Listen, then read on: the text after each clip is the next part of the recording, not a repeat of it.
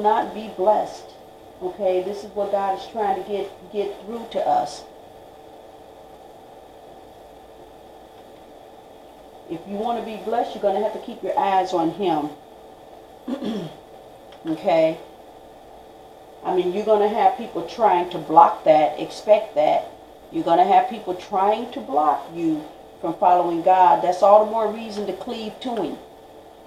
Because Satan will use anybody. Understand that he will use anybody. He is a heartless, demonic foe that does not care.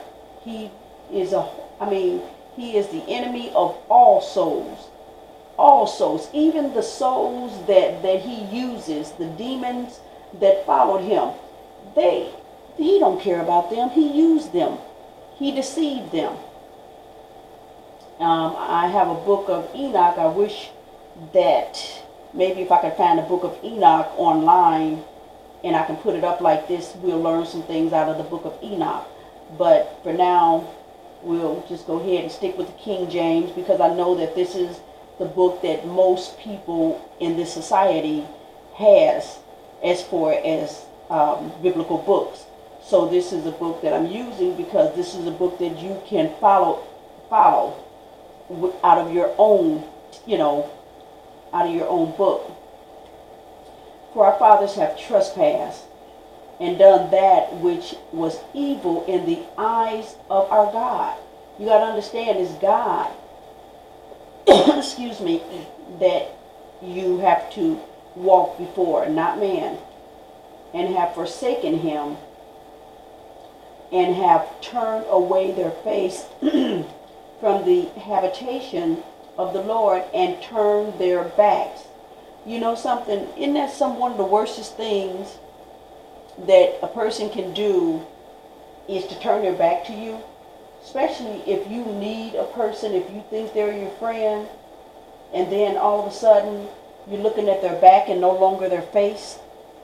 Well, that's what we've done to God.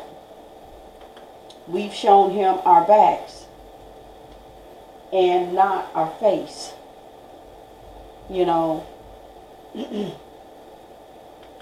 And so then we want to cry when things go wrong. We want Him to be our friend then when things are bad. As long as things are good, we want to go in our own direction. But when we start suffering, then we have the nerve to think that God is supposed to help us. But we put ourselves in these positions because they turned back from Him and would not consider any of His ways. Okay? So that they caused the cry of the poor to come unto Him.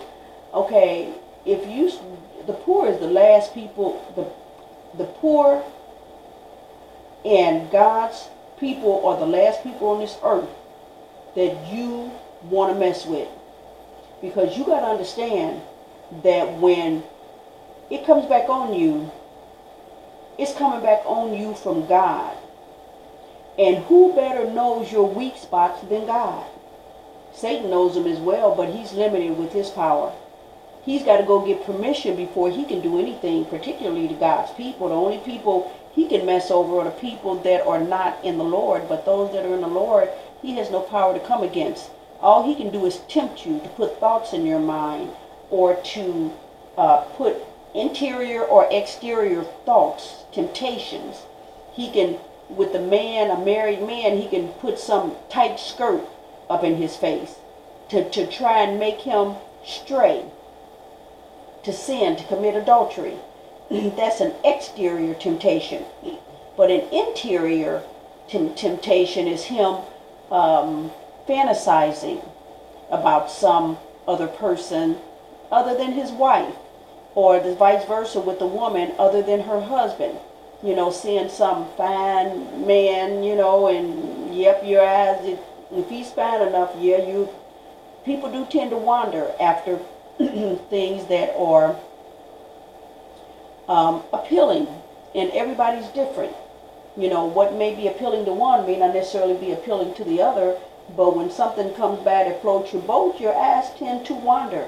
Our eyes get us in more trouble than anything else. Our eyes. But be careful about messing with anybody that's to do with God. Because it is God that's going to deal with you, not that person. That person is going to put you before God, and then God is going to take over. Okay? It says, because they turned back from him and would not consider any of his ways, so that they caused, they're messing with the poor, so that if they caused the cry of the poor to come up unto him, and he heareth the cry of their affliction. And he, when he giveth quietness, who then can make trouble? And when he hideth his face, who then can behold him? Whether it be done against the nation or against a man only. So see, when God gives you peace and quiet, can't nobody stir up no trouble with you. Okay? And when he hideth his face, because you know Satan's out there, when he hideth his face, who then can behold him? How can you, if he had his face from you, Satan's going to beat you down. He's going to take advantage of that. Okay? It says whether it be done, and God can come against the whole nation, or he can come only against a man alone. I'm telling you, when you got God, you have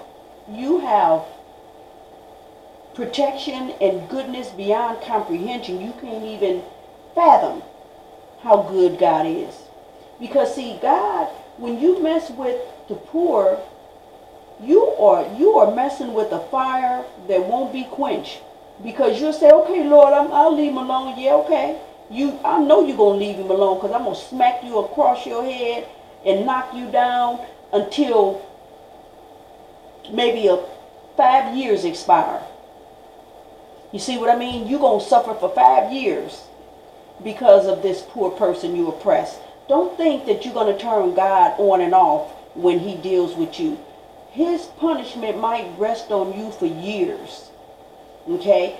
You might have oppressed him maybe for a year, but God is going to beat you down for 5, maybe 10, who's to say 30. Because God, when the cry of poor come up to God, because he knows there's nobody that can help him. So God is going to be his defense. And God knows your weaknesses. God will hit you so hard, you won't even know how you got hit. You saying, oh, I'm healthy, and then the next day you sitting up there fighting for your life because you had a stroke or a heart attack. You don't know what lies ahead. But do not ever mess with God's people. And definitely do not mess with the poor. Okay? God will not tolerate it. Okay? Especially when the poor tell on you. When the poor comes in prayer and he tell on you, you're going to be beat down. You're going to get a whooping that you never even dreamt of.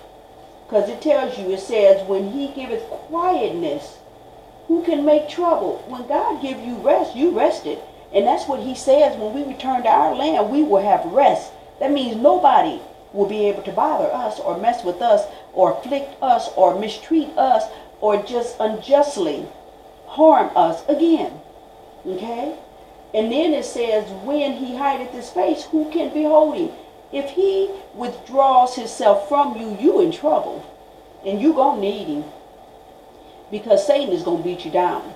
Satan, the only reason why Satan can't beat you down now is because God has his hedge of protection all about you. Because his angels are encamped round about you to keep you, to protect you. His spirit protects you. It says that he will lift up a spirit, rise up a standard against those that come against you.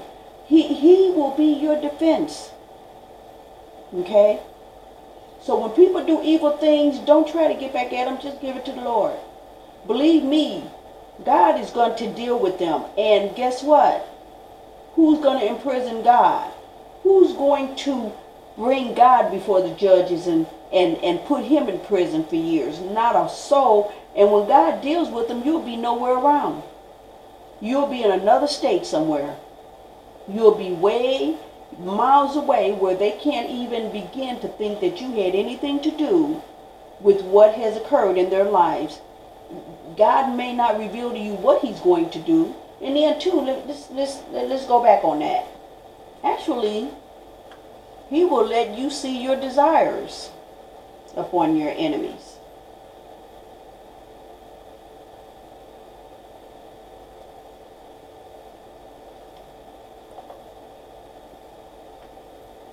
Oh, I'm sorry.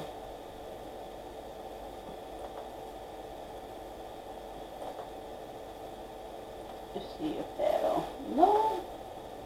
Okay. And this is just to help you to know that you do not mess with God's people. I'm going to have to go, but I know it's in Psalms.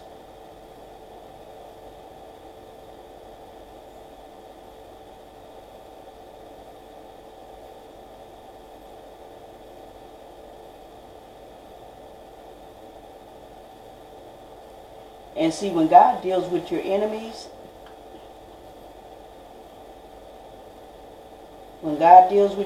he's dealt with. For he hath delivered me out of all trouble, and mine eye hath seen his desire upon my enemies. God knows your weaknesses, okay? But he'll also let you see your desires upon your enemies.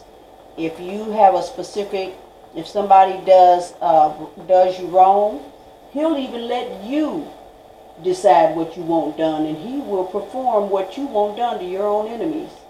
Mine eye also shall see my desire on mine enemies, and mine ear shall hear my desire of the wicked that rise up against me. So be very careful when you, I ain't going to tell you to be careful. Don't mess with God.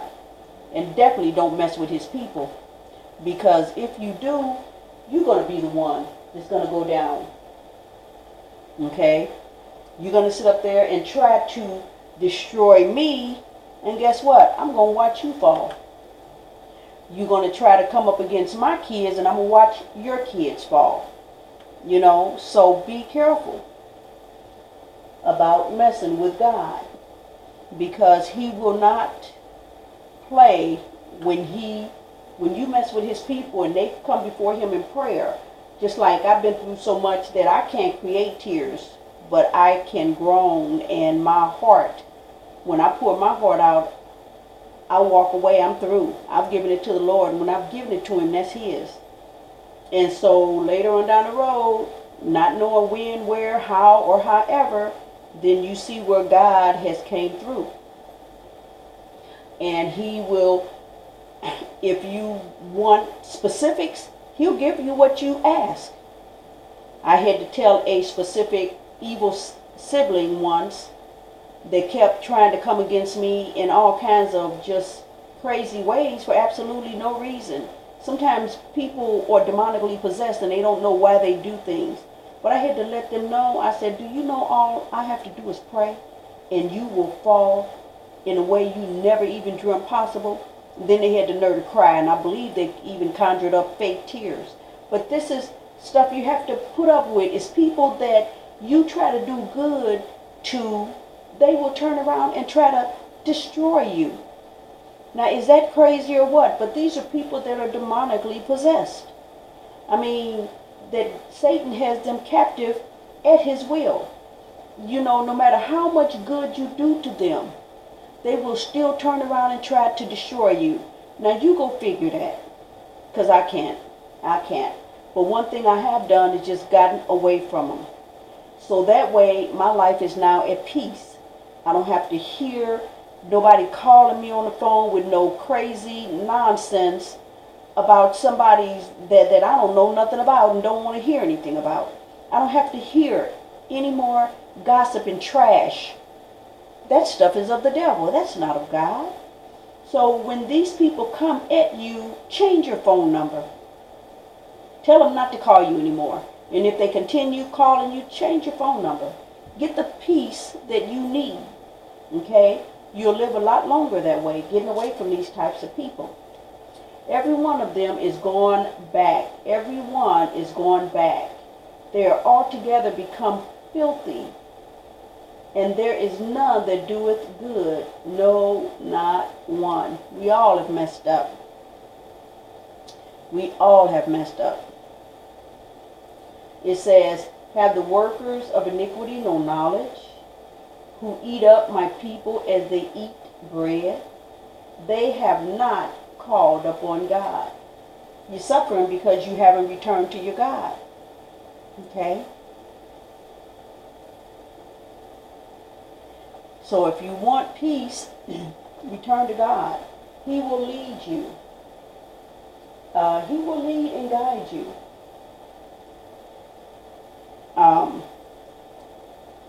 In the direction that you need to go. And everybody's different. I cannot possibly say what you need. That's between you and the Lord. You know, you have to be your individual person and tell God what's going on in your life and what it is you want of Him, and so that you can live, you can have confidence and trust and know that He's there and He will help you. Yeah, they turned back and tempted God and limited the Holy One of Israel. Okay, do you know that if you ask God for something and you don't believe it, that is not faith. I don't know really what it is. But you have to have faith. You have to believe that he is, and that He is a rewarder of them that diligently seek Him. You have to believe when you ask God for something that He's able to do it. When God lifted all that debris out of my chest, I knew He was able to do it. Now, whether He chose to do it or not, I believed Him. Even if He hadn't removed it out of my chest, I believe that He could have if He wanted to. I know that there's nothing He can't do. So when I got on my knees and I asked Him to remove that debris out of my chest, He did just that. It lifted right up out of me as I was still down there praying. I felt it lift up out of me. And when I stood up, my breathing was normal again. I didn't have this feeling of gook in me. And I couldn't hardly breathe as clear. It was normalized. So I know that no matter what is going on in your life, if you believe God to do it, He will perform it. But you have to have faith and know that, okay, faith is like, let's say for instance, when you come to your dwelling, your home, and you turn the key, you're expecting the key to unlock the door so you can go inside. You're not saying, oh, I wonder if this is the right key that'll fit this lock. If you've been living there for some time, when you turn that key, you're expecting it to unlock the lock so you can walk in. When you sit in your vehicle and you turn that ignition, you're expecting the car to start up. When you go work a job, you're expecting at the end of the week or however you're paid, you're expecting to receive an income so that you can pay your bills. You're expecting that. Okay? When you get up out of bed and you stand up on your feet, you're expecting your legs to hold you up.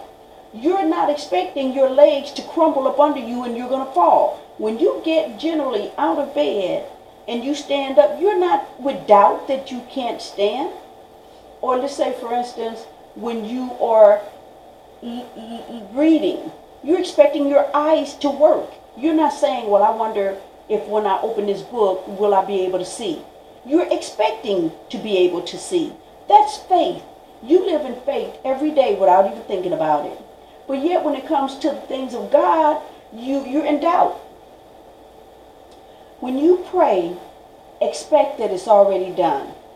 God calls the things that are not as though they were. It might have taken 1,000 years in his time to have formed, because 1,000 days is 1,000 days with the Lord, or 1,000 days with the Lord is as but one day, or 1,000 days. One day is as 1,000 days with the Lord.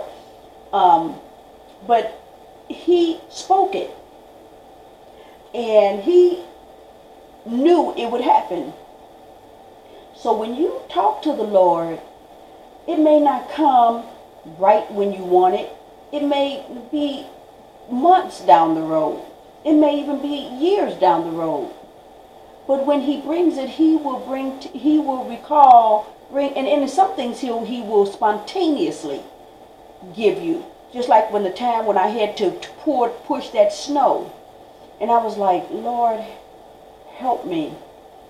And he immediately sent two of my neighbors out there that I didn't even know, that I don't even know how they could have even seen that I was trying to shovel the snow. But they came immediately out there and shoveled my whole drive. Awesome. I miss them. Their names were, well, I won't say their names, but they were nice, very nice people. And we got along very well. And I'm the type, I pretty much kept to myself, for the most part. I just basically kept to myself. And that's just the type of person that I am. Is that, and it's not that I'm antisocial, and then too maybe I could be. But for the most part, I have more peace just being basically to myself, simply because your name is not in nonsense when you don't associate with a lot of people. But when you have a lot of people up in your face, next thing you know, there's a lot of gossip and he say, she say nonsense, and I don't know nobody's business and they don't know mine, and that works good for me. But why did I come to this one? Or did I get the scripture wrong? Oh, okay. I got the verse wrong. So understand that with things of God, sometimes you're going to walk alone, because people aren't going to understand you, and it's not really, okay, well, we just read this one where they limited the Holy One of God because of their unbelief. You got to believe that God can do what you want him to do. When you come before him in prayer, you have to believe that he is able to do it. Okay? Just believe that he's able to do it. That he is able to perform it. That's what it was. I wanted to go down to another scripture, and I forgot the...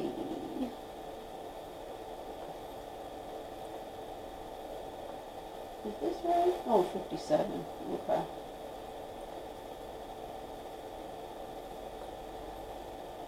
Okay.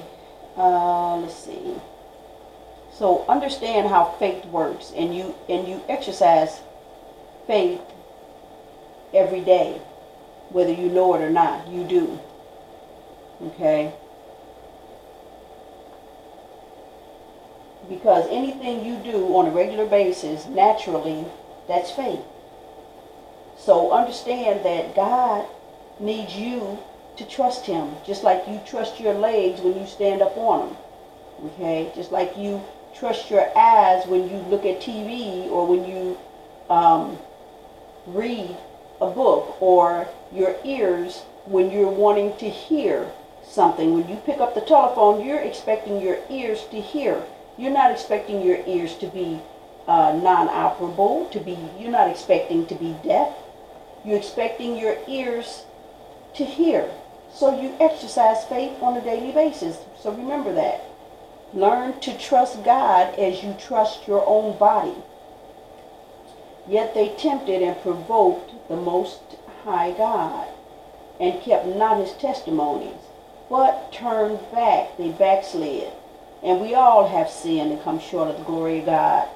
Okay? But it says with them, and dealt unfaithfully like their fathers. They purposely were walking in error like their fathers. They were turned aside like a deceitful bow. Okay? For they provoked him to anger with their high places and moved him to jealousy with their graven images. Okay, so understand that he's a jealous God. And when it says turned aside, when they were turned aside, that means they're following somebody who's misleading them. They were turned aside. Somebody talked a good talk to them and led them in the wrong direction. And these things will happen when you start putting your trust and confidence in man. I once I had somebody servicing a vehicle that I own, and as we were going to the store to get parts, he was speaking to me about some nonsense about a lamb that was leading some people somewhere. And he was speaking it as if he truly believed a lamb led some people somewhere. A lamb led some people. A lamb is a follower, not a leader. A lamb, shepherds are the ones who leads a flock. Shepherds are the ones who lead lambs. Lambs don't lead the shepherd. The shepherd leads the lamb. So I'm sitting up here listening to this man telling this fictitious story. And he was telling it as if it was so real. And it's amazing the stuff people can conjure up as if it is so real. So stop listening to nonsense that people talk as if it is so real just because in their minds it's real. Stick with what is going to be beneficial for your soul up the line, okay? Saying to a stock, thou art my father, and to a stone, thou hast brought me forth, for they have turned their backs unto me, and not their face, but in the time of trouble they will say, arise and save us. Okay, let me go back up one scripture, because as we read that, we don't really know exactly what's being said here. Let me see. As a thief is ashamed when he is found, so is the house of Israel ashamed. They, their kings, their princes, their priests, and their prophets. Understand that a lot of us had statuses before we were captive slaves, before our ancestors were captive slaves. Some of us are from the stock of a king. Some of us are descendants of a king. Some of us descendants of princes. Some descendants of priests. Some descendants of prophets. Some of us got this in us, genetically, in us. So don't be surprised that when God starts manifesting some things within you, he might start giving prophets visions and dreams. The priest, he may just fill them with his knowledge to teach his people. Princes, he might just have as leaders, and kings as leaders. Princes as kings to lead. Okay?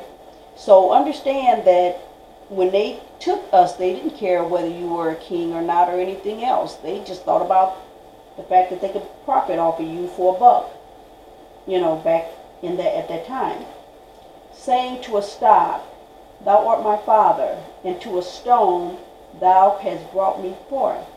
For they have turned their backs on me, and not their face. We put our backs to God, and we've not faced him. So, I look up many times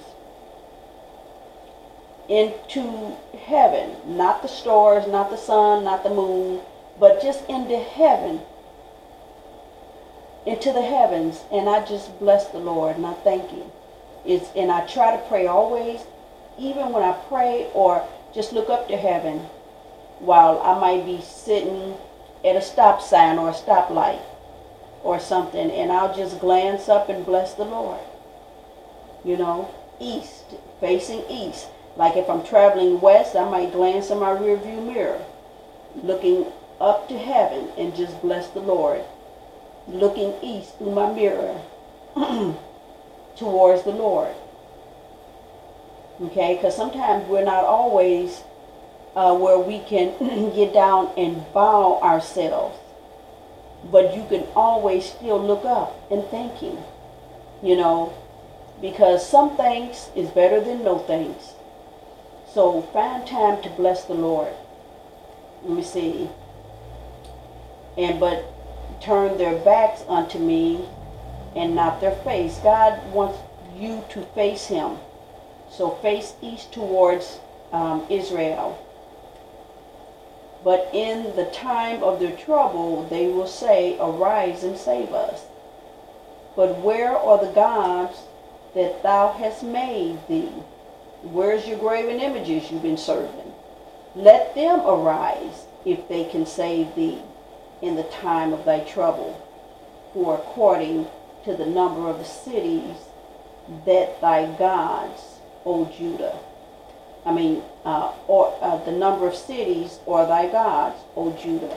So what he's saying is that you want to bow down to a graven image, which when you talk to it, it didn't do anything. So since it didn't work, now you want to come back to me? It's just like a person in a marriage and their spouse, kind of like the move, like a Diary of a Mad Black Woman, where a woman was violently thrown out of her own house in front of her spouse's mistress and totally degraded, totally just out of nowhere, cast out with nowhere to go, no money. A horrible situation. Okay? But then God turned them tables around, completely around. And that has happened to me, where a person I trusted let me down and God turned them tables completely around. And she had met a nice man and she went back to vomit. The man who treated her like the ground. She went back to him for whatever reason temporarily, but she eventually went back to the guy that, and the guy that at the time you're scratching your head saying, what is she thinking? Okay? But whatever the case, when people mistreat you, just rest in the Lord, because he's going to turn them tables back around. That very person who was horribly terrible to you will turn around and need you and want to come back again. It's been over 30-some years, and the guy that I first met, which I wish I could go back and I never would have given him the time of day, but whatever the case, over 30 years has passed and the man still thinks he's got a chance to have gotten back in my life. And here my son is an adult in his 30s. So it just goes to show you that some people would never have peace within them, trying to recapture something that they took for granted and threw out or ruined or messed up or just busted up heartlessly. They still think that they're entitled. Well, most people would have been vengeful and vindictive, took him back and dogged him out or mistreated him or whatever. I just left them alone. Get in the habit of just leaving people alone. If people do you wrong, just leave them alone. Do not get back at them, because God will deal with them. And he, believe you me, he would deal with them in a way that you never could have dreamt possible. Because that man told me with a heartless heart, absolutely no heart of sympathy whatsoever, he told me, nobody's going to want you because you got a baby. And I was with his child. This is what he told me. Show you the heartless heart that he had. While he was with some other person, expecting that I was still supposed to be there for him, I told him, you better go talk to her. If you with someone else, you're her headache now, not mine. So don't come to me expecting any types of help from me or whatever, because I was a very generous, helping person. I loved helping people, but you got people that'll take advantage of you. But whatever the case, he told me that nobody was going to want me because I had a baby. And do you know what's even worse? I believed it. I wouldn't even try to meet anyone. But God put someone else in my life that was better than him. Then he had the nerve to try to come back. No, you're not going to come between me and the guy that I'm dating. I didn't try to come between you and who you were with. And I was carrying his child. And this is, a heartless, evil person. And then when I wouldn't take him back, he did everything he could to try to destroy me. Came up on my job, trying to stir up nonsense. But the point I'm trying to say about that is that he told me that no one would want me because I have a baby. And if he listens to this, my question would be to him, who wants you now under your current circumstances? And he would know exactly what I was talking about. His own rock returned many times over on his own head. All of his friends considered him a fool and talked about him. His so-called image went completely down. It went completely down further than the dust. Okay? So God will deal with people who mistreat you. People who you loved and cared for and you thought you would share the rest of your life with, and they dropped the ball and let you down. Leave them alone. Just leave them alone. And some people say killing them with kindness. Well, maybe that's what I've done, because I was nice to the person, but the person just was never going to come back in my life. Because my logic is this: if a person hurt you once, he will hurt you twice. If he mistreated you once, it does not get better, it gets worse. Sometimes you have to walk away from an unhealthy situation. Well, number one, be able to identify that it is an unhealthy situation. But walk away and don't look back. And I love my grandmother, sweetest person. Her name was Eleanor Kelly. I just love her. But she was trying to tell me, well, your son's going to need a father. Yeah, but not that. She didn't understand what he was. But see, a lot of women probably would have taken someone back like that person. But my logic is this: all he's going to do is put a lot more babies on you and still eventually leave you again. Now, where you had one child, you're going to have 5, 6, 7, 10 kids. Now, who's going to really want to deal with you with all those kids? He was set out to destroy my life, not to be a blessing, not to be a good man, but to be a destruction in my life.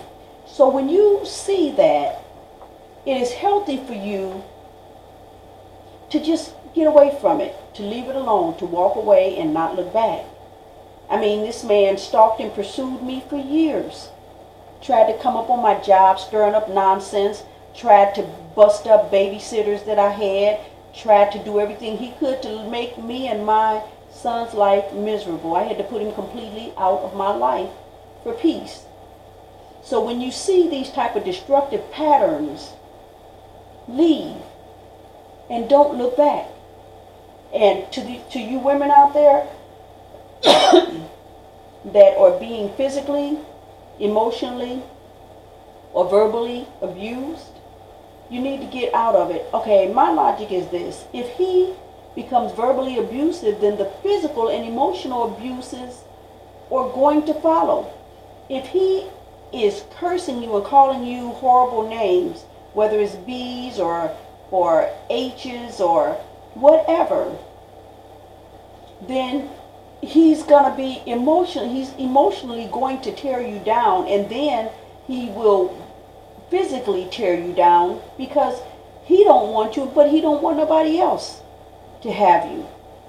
He doesn't want you, but he doesn't want you to be happy. You got a lot of twisted minded people in this world.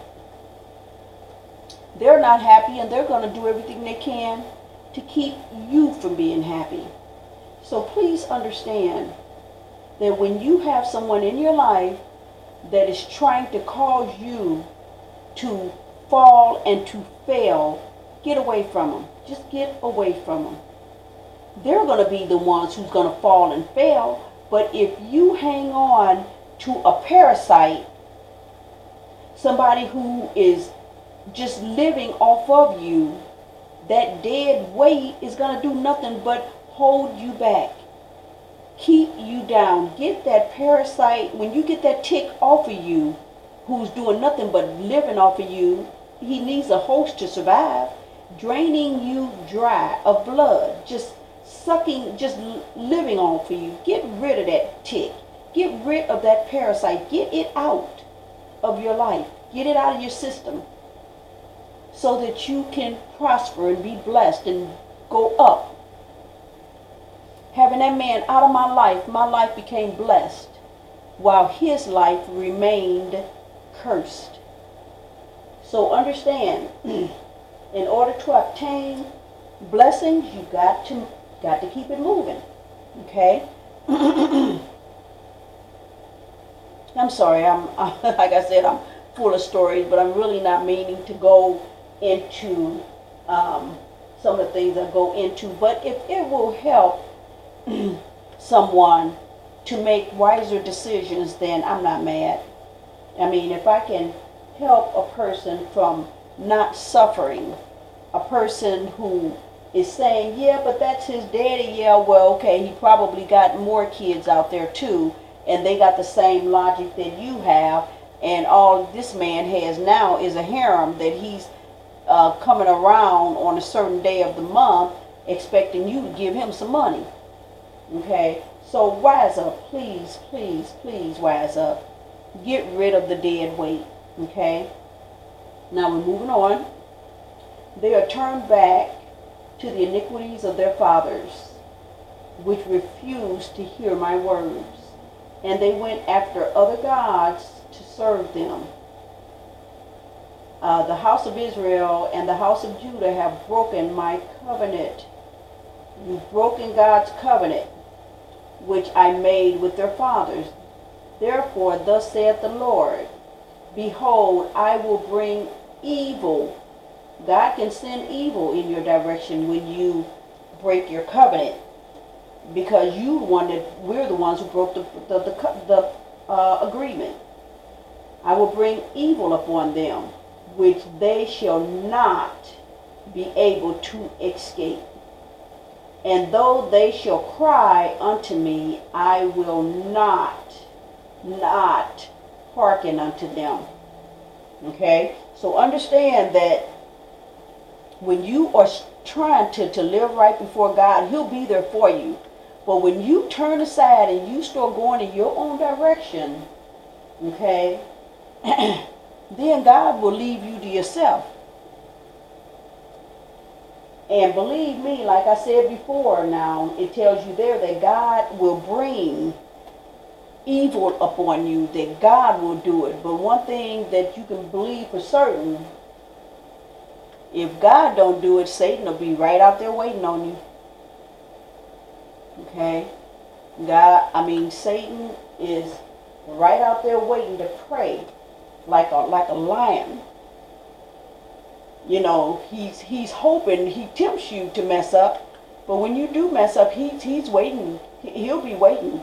He's kind of like a dog that's at the table waiting to receive his master's scraps that he throw down on the floor, his bones and his scraps. He'll be right there waiting to eat you up, to devour you. Matter of fact,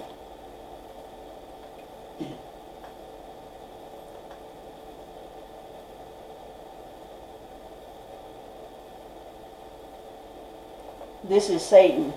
I had meant to actually save this. I had meant to actually save this because we're going to get into the things of Satan. But it says, be sober, be vigilant, be watchful, be alert, be watchful, because your adversary, your enemy, the devil, as a roaring lion, as if he's a roaring lion, walketh about, he walketh throughout this earth, seeking whom he may devour, who he can eat up, who he can just destroy. Okay, so let's read this again. Be sober. That means don't be drunken. Don't be high. Don't be out of your natural normal way of thinking. Be sober. Have a clear mind.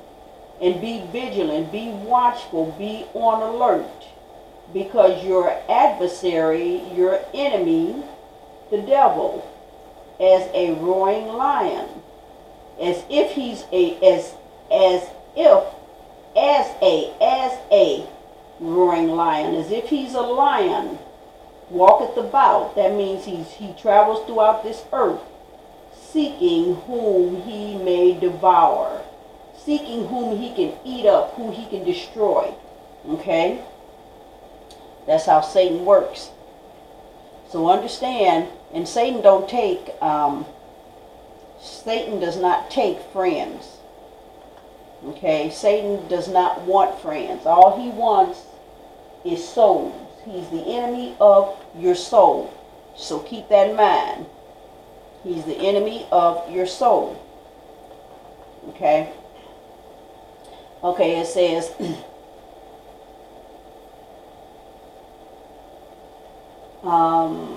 I spake unto thee in thy prosperity. I spake unto thee in thy prosperity. That means when you are doing good, when you are up. But thou saidest, I will not hear. See, sometimes when we have more than enough, when we're doing fine, we think we did it, number one, but we think we don't need God anymore, number two. Okay? It says, but thou saidest, I will not hear. That means you don't need God no more. You think you did something. This hath been thy manner from thy youth, that thou obeyest not my voice. So from even our youth, that thou obeyest not my voice, that we just been stubborn. Okay?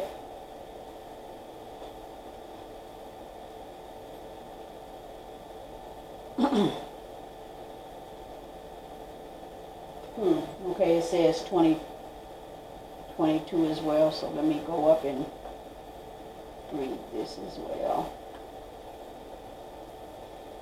It says, the wind shall eat up all thy pastors, and thy lovers shall go into captivity. Surely then shalt thou be ashamed and confounded for all thy wickedness. So you're gonna suffer. You're gonna suffer the consequences of your actions. Okay.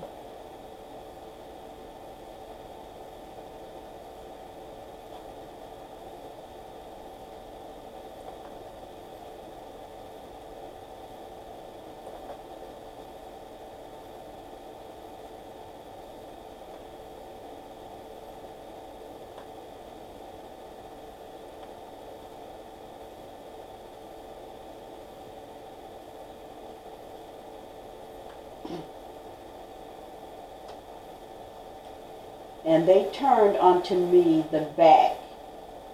Okay, they turned their backs to God and not the face. Okay, and not the face.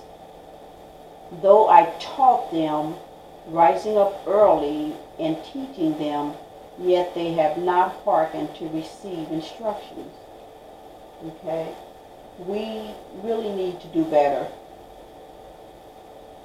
Okay. We really need to do better. We need to learn from our mistakes. Stop turning your back to God and turn your face to Him. Look east towards Israel. Look east towards the heavens. If you're in a vehicle or you're not able to bow yourself to the ground before the Lord, look east. And if you can't look east, or for whatever reason, then just bow yourself before the Lord. Okay, but every opportunity that you have to look east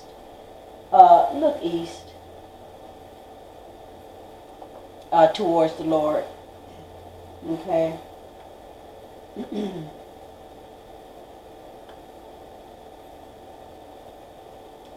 And them that are turned back from the Lord and those that have not sought the Lord, nor required of him. Now, why did I just put that one scripture up?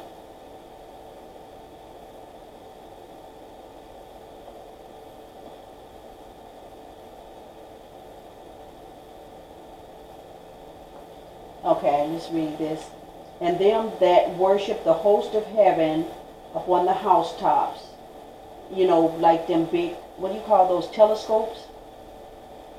Them that worship and that swear by the Lord and that swear by Malcham, and them that are turned back from the Lord, and those that have not sought the Lord nor required for him. So there are some people that they don't look to heaven, they look to the host of heaven, the stars. And that's not of God for us to do, to look to the sun and all that, okay?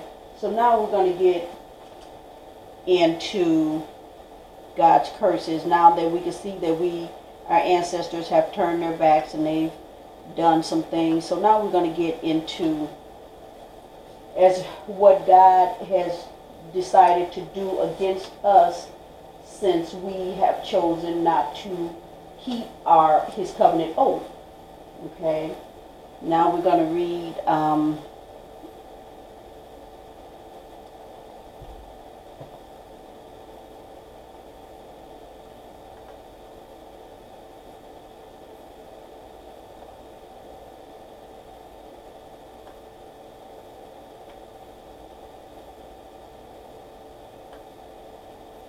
now this is what God is for telling us.